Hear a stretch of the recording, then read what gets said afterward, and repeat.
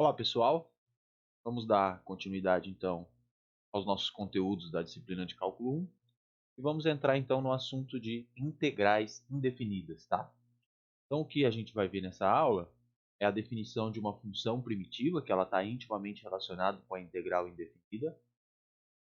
Vamos definir a integral indefinida e vamos construir a tabela de integrais que vem das derivadas, ou seja, a gente tem uma tabela de derivadas e com esta tabela de derivadas a gente vai conseguir construir a nossa tabela das integrais chamadas integrais imediatas, tá? E ainda nessa aula temos o método da substituição, porém isso vai ficar para o próximo vídeo, tá? Então vamos lá. O que é a função primitiva? Então, uma função f grande ali é chamada de função primitiva de uma função f, se acontecer o seguinte, né? Se você tiver que a derivada desta f grande resulta, né, na função f pequeno, tá? Então, o primeiro resultado que aparece é que diz o seguinte: olha, se você conhece uma função primitiva, você conhece uma infinidade de funções primitivas. Por quê? Se eu estou dizendo que a minha f grande é primitiva de uma f, significa que a derivada da f grande tem que resultar na f. É isso que diz a definição de ser primitiva.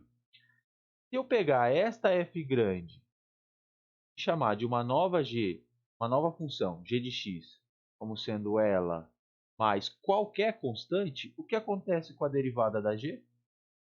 Fica a derivada da f grande mais qual que é a derivada da constante? Zero. Então fica só a derivada da f grande, que já era a f, porque ela já era primitiva. A gente já sabia disso. Então, aqui eu mostrei que essa função g grande, que é a f grande mais uma constante, também é uma primitiva da função f. Então, se eu conheço uma f grande, se eu conheço uma primitiva, eu conheço uma infinidade de funções primitivas. Porque para cada constante diferente que eu tenho uma nova função primitiva. Tá? Por exemplo, ó, se eu pegar lá a função x ao cubo, f grande de x ao cubo sobre 3.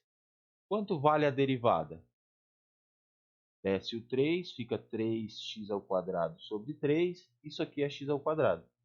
Por isso que a função x ao cubo sobre 3 é uma primitiva da função x ao quadrado.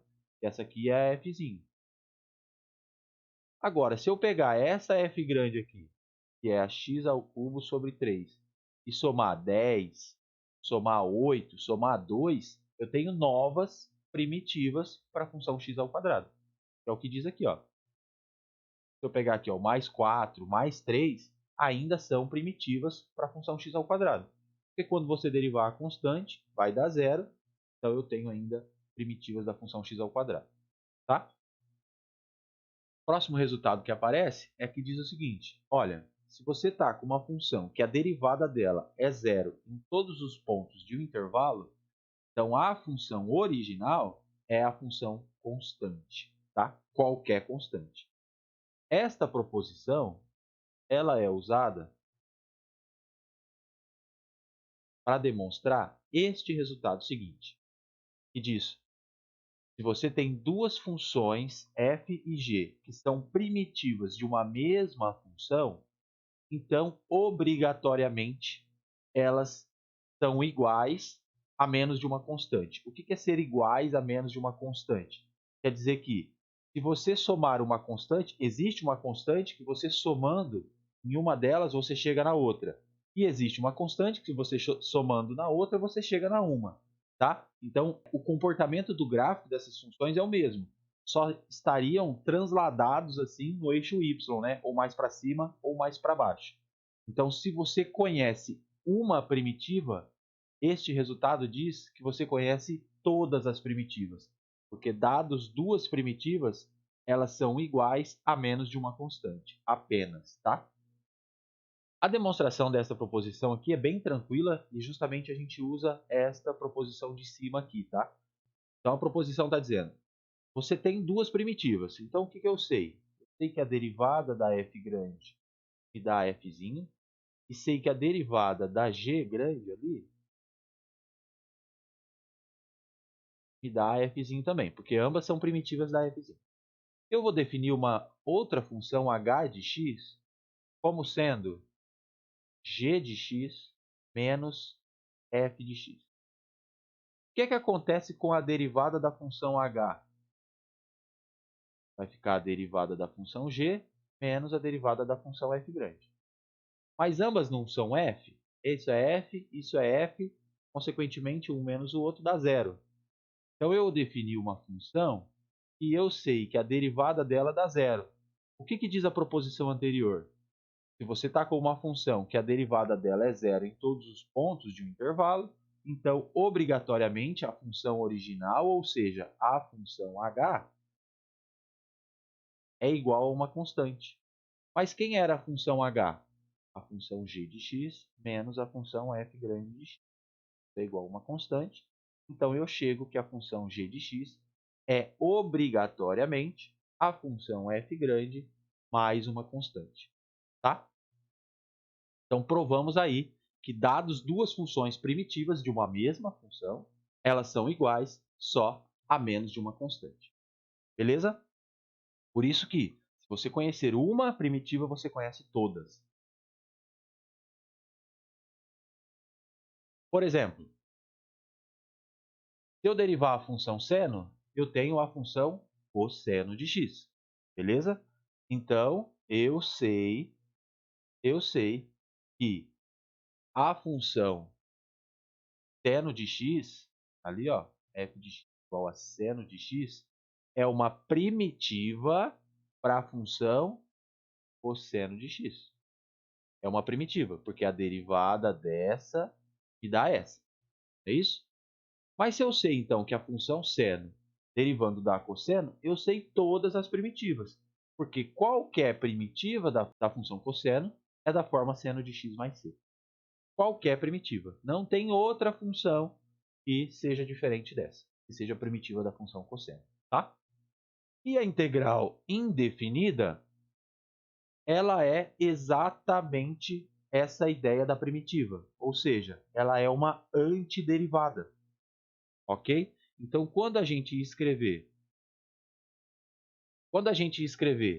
integral de f de x dx, o dx é para dizer em relação a quem que a gente está procurando a integral, qual é a variável.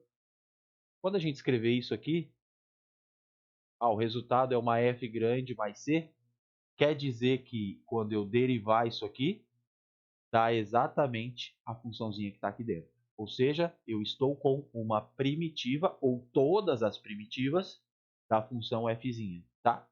Por isso que a integral indefinida é uma antiderivada, porque a gente está buscando a função aqui, ou as funções, né, que é uma família de funções, de modo que a derivada dela dê a função que eu estava integrando. Tá? Então, a integral indefinida nada mais é do que uma antiderivada. A gente está buscando funções primitivas para quem a gente está integrando. Beleza? Aqui foi o que eu disse, né? Olha só. Então, a derivada do resultado tem que dar a função que você estava integrando, tá? A derivada da constante sempre vai dar zero. Por isso que na integral indefinida sempre vai aparecer uma função mais a constante de integração. Porque quando você derivar, isso aqui vai dar zero. A integral representa uma família de funções, né? Como eu comentei, que a gente está com uma família de funções aqui, ok? Por isso que a integral, o resultado dela, então, não é uma função só, é uma família de funções. Por que é uma família de funções? Ó, por exemplo, pega aqui. Eu estou integrando a função x ao quadrado mais 1 dx. Eu quero saber quanto vale essa integral. Então, eu preciso encontrar uma função para ver quem é essa função do gráfico aqui. Ó. Eu preciso encontrar uma função e a derivada dela me dê a função x ao quadrado mais 1. Tá? Olha só, vamos deduzir aqui. Isso aqui Se eu colocar aqui a função x ao cubo, quando eu derivar, vai dar 3x ao quadrado. Mas eu não quero que dê 3x ao quadrado, eu quero só a função x ao quadrado. Então eu vou dividir por 3. Quando eu derivar a função x ao cubo sobre 3, 3x ao quadrado, divide por 3, simplifica aqui, então vai ficar x ao quadrado. Mas, quando eu derivar qual função que eu tenho a constante 1? Quando eu derivar a função x. Mais qualquer constante, porque quando eu derivar a constante dá zero. Então, quando eu derivar essa função aqui, eu tenho sempre a função x ao quadrado mais 1. Tá? Esta constante aqui, ela é qualquer. É isso? Se ela é qualquer, o gráfico desta aqui é o que está representado aqui para vários valores de c. Quando c for zero, a gente está exatamente nessa do meio aqui, ó, que é a função x ao cubo sobre 3 mais x, com c igual a zero. Depois tem c igual a 1, então estou transladando uma unidade para cima, c igual a 2, c igual a 3, c igual a menos 1, c igual a menos 2, c igual a menos 3. Tá? O comportamento da função é sempre esta que manda. A constante aqui só translada o gráfico para cima ou para baixo no eixo y. Tá? Por isso aqui representa uma família de funções e não uma única função. Propriedades. Tomar cuidado com as propriedades, porque a gente tem pouca propriedade para integral. Tá? Quando eu estiver integrando uma função que ela é da forma constante vezes função de x, a constante pode sair da integral. Um exemplo bem simples aqui. Ó. Vamos supor que eu estivesse integrando a função 8x dx. Isso aqui é a mesma coisa que 8 vezes a integral de x dx. Tá? Eu não vou calcular a integral ainda, mas é só para mostrar a propriedade. Outra propriedade é que a integral abre para soma. Por quê? Porque a derivada da soma é a soma das derivadas. Então, eu posso integrar cada termo de uma soma ou de uma subtração. Quando eu tiver com produto ou divisão aqui, não vale, tá? Isso aqui, ó, f vezes g dx, não vale calcular a integral da f vezes a integral da g. Isso aqui não vale, não vale. Mesma coisa para f sobre g, tá? Não vale.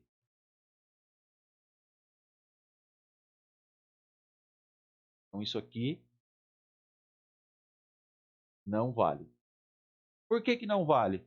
Porque quando eu vou derivar uma divisão, eu não tenho a derivada de cima sobre a derivada de baixo. Quando eu vou derivar um produto, não vale derivar uma e derivar outra. Tem a regra do produto para a derivada. Então, eu só tenho ali que a constante sai e eu só tenho que a integral abre para a soma, como propriedade, por enquanto. Ok? Tomem cuidado, hein? Bom, vamos montar a tabela de integrais. Como é que a gente vai montar essa tabela de integrais? A gente vai pegar a tabela de derivadas e, consequentemente, se eu tenho uma tabela de derivadas, eu tenho uma tabela de primitivas, não é? Porque a função original é a primitiva para sua derivada. Então, eu consigo montar uma tabela de integrais chamada de tabela de integrais imediatas. Tá? Então, olha só. Toda vez que eu integrar uma derivada, eu volto para a função original. Função mais simples que a gente já viu. Função f de x igual a x, a derivada dela é a constante 1. Então, a integral de 1 dx, quem que é? A função x. Sempre mais a sua constante de integração. Então, é isso que a gente vai fazer para várias funções agora, tá? Então, aqui a função 1 dx, a integral dela é x mais c. Isso dá para levar de modo mais geral, né? Qualquer constante aqui, ó, k dx, a constante sai da integral, isso vira a integral de 1 dx, e isso aqui então é kx mais c, ok? Então, sempre que eu estiver integrando uma constante, a função ali, o resultado da integral indefinida é kx mais c. Próxima. Potência, essa a gente usa bastante. A gente sabe que a derivada da potência respeita essa regra, não é? A alfa desce, se eu estiver derivando x elevado a alfa, a constante alfa desce e fica x na alfa menos 1. Tá? Para encaixar numa regra mais bonitinha, o que a gente faz é, vamos entender quem é a derivada? Vou pegar aqui, ó, y igual a x elevado a alfa mais 1.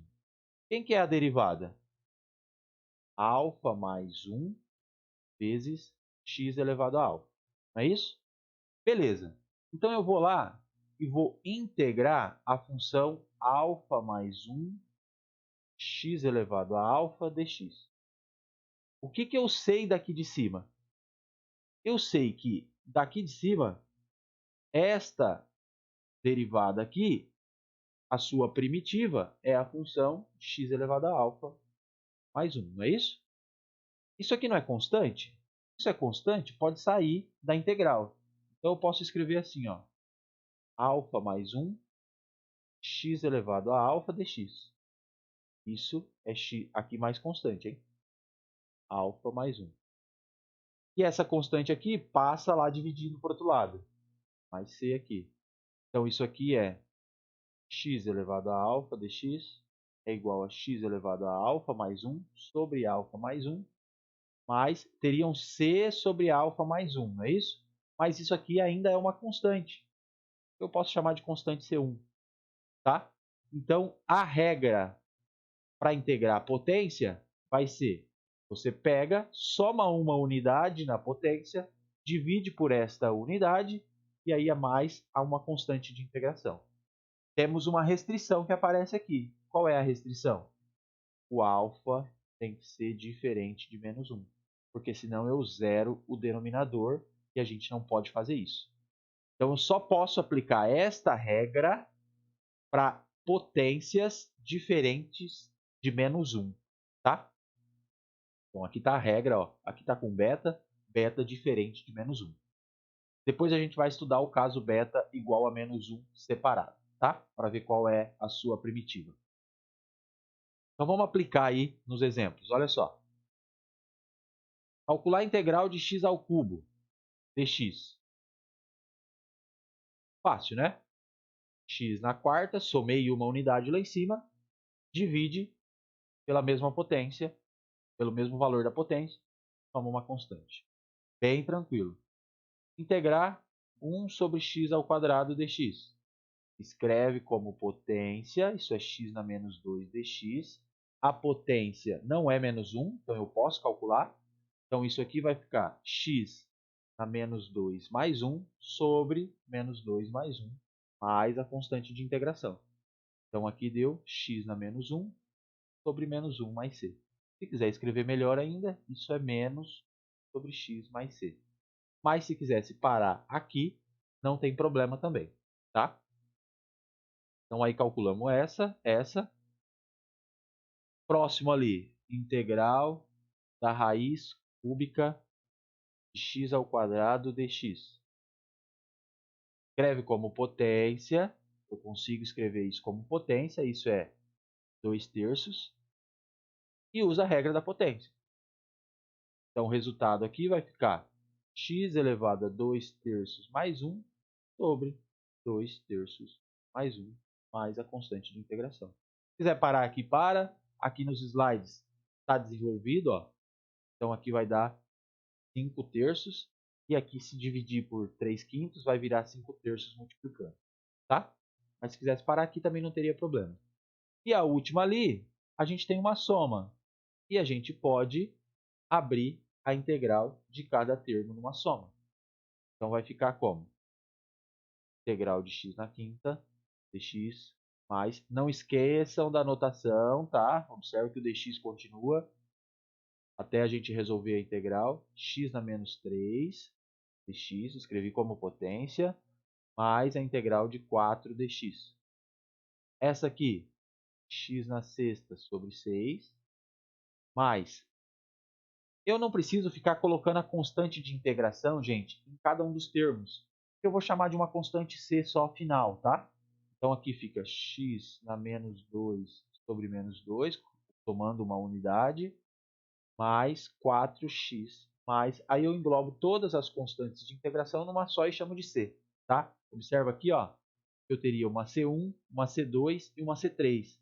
Mas aí eu chamo todo mundo de C, englobo numa só e é a constante de integração, tá? Esta aqui está escrito de forma diferente aqui, ó, tá? Mas não tem problema se quisesse deixar assim. Combinado? Então vamos em frente.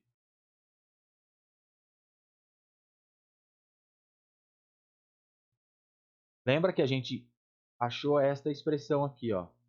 X elevado a alfa dx é x elevado a alfa mais 1 sobre alfa mais 1 mais c. Essa é para potência. Para alfa, diferente de menos 1. E quando alfa é menos 1? Quem que a gente está integrando? Quando alfa é menos 1, ou seja, x na menos 1 dx, a gente está querendo calcular a integral de 1 sobre x dx. E a gente sabe que a derivada do ln de x me dá a função 1 sobre x. Então, este resultado aqui é ln de x mais c. Porém, quando a gente vai olhar nas tabelas de integrais, vai aparecer ln do módulo de x aqui, e não só ln de x. Por que isso acontece? Acontece por causa do seguinte, gente. Quando eu estou com a função ln e derivo ela, esse x aqui tem que estar no domínio do ln. O domínio do ln são os reais positivos, ok?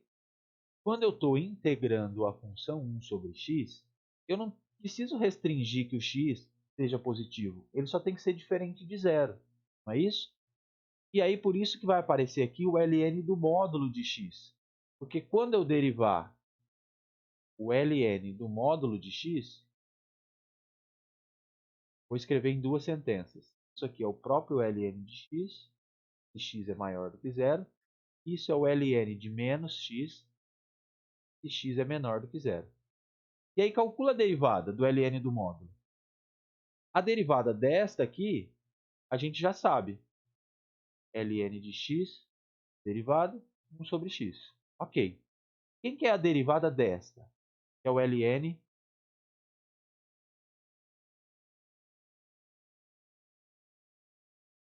de menos x. Eu quero calcular a sua derivada. Regra da cadeia, então isso é o', então vai ficar a derivada de dentro, que é menos 1, sobre o próprio argumento, que é menos x. Então isso aqui também dá sobre x. Consequentemente, a derivada do ln do módulo sempre dá a função 1 sobre x. Por isso que a integral de 1 sobre x é ln do módulo de x, e não só ln de x, tá? Função exponencial é a mais simples, né? Derivada e integral dá a mesma coisa, então integral de e na x é a própria e na x, ok? Exemplos. Integral de 1 sobre x mais raiz de x dx. Como é que eu faço? Bom, essa aqui eu já sei fazer. Essa aqui é x elevado a meio. Então vai ficar ln do módulo de x mais integral de x na meio é x na meio mais 1 sobre meio mais 1, mais a constante. Vou escrever melhor aqui, ó, ln do módulo mais meio mais 1 é 3 meios. Como está dividindo, vem aqui para cima como 2 terços. X elevado a 3 meios mais constante. E aí acabou. Beleza? E aqui 5e na x. O que acontece com a integral? O 5 pode sair e a integral de e na x é o próprio e na x. Então fica 5e na x mais constante de integração. Não esqueçam da constante de integração, hein? Próximo. Funções trigonométricas. Derivada do seno é o cosseno. Consequentemente, a integral do cosseno é o seno mais constante de integração. Derivada do cosseno é menos seno. Então, cuidado com o sinal. Quando eu integrar o seno, a integral é menos cosseno mais constante de integração, por causa desse menos aqui da derivada. Beleza? Derivada da tangente, secante ao quadrado. Tudo já tinha na tabela. Então, a integral da secante ao quadrado, tangente de x mais constante de integração. Cotangente, menos cossecante ao quadrado. Então, a integral da cossecante ao quadrado é menos cotangente, mais constante de integração. Secante vezes tangente é a derivada da secante. Então, se eu integrar secante vezes tangente, me dá secante, mais constante de integração, também menos cossecante vezes cotangente. Então, quando eu integrar cossecante vezes cotangente, vai ser menos cossecante. Hein? Cuidado com os sinais. Tudo isso a gente está montando, então, nossa tabela de integrais imediatas. As inversas, tá? Eu não vou ficar falando todas aqui, mas a gente vai ter na tabela, então, as derivadas já tinha. Consequentemente, eu tenho todas as integrais dessas funções, como sendo o resultado dela, as inversas das trigonométricas. Olha lá. 3 secante de x tangente de x mais cossecante ao quadrado de x. Direto da tabela. O 3 sai dessa integral aqui do primeiro termo. Ok?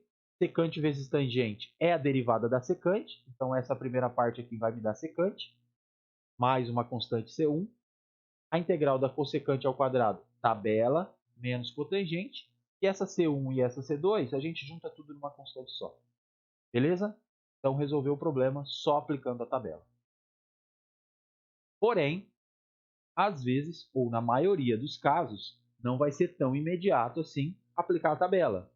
Então, como a gente ainda só tem a tabela, não temos nenhum método de integração ainda para abrir nosso leque, né, melhorar nossas ferramentas, o que a gente faz às vezes? Ou, nestes casos, a gente vai tentar manipular, quando não é de imediato, vai manipular a função integrando, tá? Porque se eu olhar para a tabela, ou pelo que a gente viu até agora, não tem nada que se encaixe aqui já direto para eu aplicar a tabela. Então eu vou abrir aqui nas suas definições para poder tentar melhorar aí e aplicar a tabela, ok? Quem que é a função secante ao quadrado de x? É a função 1 sobre cosseno de x ao quadrado, ou ainda 1 sobre cosseno de x vezes sobre cosseno de x. Beleza? A função cossecante é 1 sobre seno de x. Ok? Então, se eu estou com secante ao quadrado de x sobre cossecante de x, eu posso escrever isso assim, ó. 1 sobre cosseno de x vezes 1 sobre cosseno de x dividido por 1 sobre seno de x. Quando eu dividir as frações aí, eu vou deixar 1 sobre cosseno quieto, então ele vem para baixo aqui. E aqui eu vou dividir esta com essa, ó. Mantém a primeira, multiplica pela segunda invertida, então vira seno de x sobre cosseno de x. Quem é essa função? Secante de x vezes tangente de x. Aqui eu tenho tabela, então eu sei que a integral da secante de x vezes tangente de x, que era o meu problema ali em cima, tá? Isso aqui é a mesma coisa que eu integrar secante ao quadrado de x sobre cossecante de x. Isso aqui, pela tabela, me dá secante de x mais c, direto. Então, muitas vezes, a gente tem que manipular a função que a gente está integrando para poder aplicar a tabela ou resolver aí o problema. Beleza? Então, aqui está feito. Ó. 2 cosseno de x mais 1 sobre raiz de x. Quanto vai dar a integral? A integral do cosseno é seno, direto. O 2 vai ficar multiplicando, então fica 2 seno de x. Essa aqui. 1 sobre raiz de x, joga para cima como potência. Então, escreve 1 sobre raiz de x como sendo x na menos meio. E aplica aqui regra da potência e acabou. Quando aplicar a regra da potência, ou seja, quando integrar aqui, vai ficar com este resultado aqui como sendo a integral. Ok? Beleza? E eu tenho aqui alguns exercícios para vocês pensarem. Vou dar algumas dicas de como resolvê-los, ok? A letra A é direto. A letra B é entender melhor quem é essa função 1 sobre seno ao quadrado de x. E quem é a função 1 sobre seno ao quadrado de x? É a função 1 sobre seno de x ao quadrado. 1 sobre seno, então isso aqui dá secante ao quadrado de x. Daí eu tenho direto. Beleza? Na letra C, x ao cubo vezes raiz de x. Aqui eu tenho uma potência por trás da raiz. Então, essa integral aqui, ó, x ao cubo raiz de x. Lembrando que eu não posso integrar essa e multiplicar as integrais, hein? Porque a integral não abre para o produto. Então, isso aqui vai ficar x ao cubo vezes x elevado a meio dx. E aí eu consigo juntar isso aqui numa potência só e resolver. Tá? Essa é a dica. Letra D. Eu tenho aqui x ao quadrado mais 1 sobre x ao quadrado. Fração. Denominador tem o mesmo grau do numerador. Então, eu consigo efetuar a divisão dos polinômios. Consequentemente, eu consigo transformar isso aqui numa soma de integrais. Tá? Essa é a dica para D. Na E, tem uma propriedade do ln que diz o seguinte: ln de x ao quadrado tem uma potência aqui, isso aqui é 2 vezes o ln de x. Então, usa esta propriedade aqui e aí simplifica o que dá para simplificar e calcula a integral. Tá? Então, também tem que manipular. Questão 2. Determine a função f tal que a integral da f tem que me dar essa função aqui. Se eu estou dizendo que a integral da f ali tem que ser a função x ao quadrado mais cosseno de x mais c, eu estou dizendo que essa aqui é a minha f grande de x mais c, não é isso?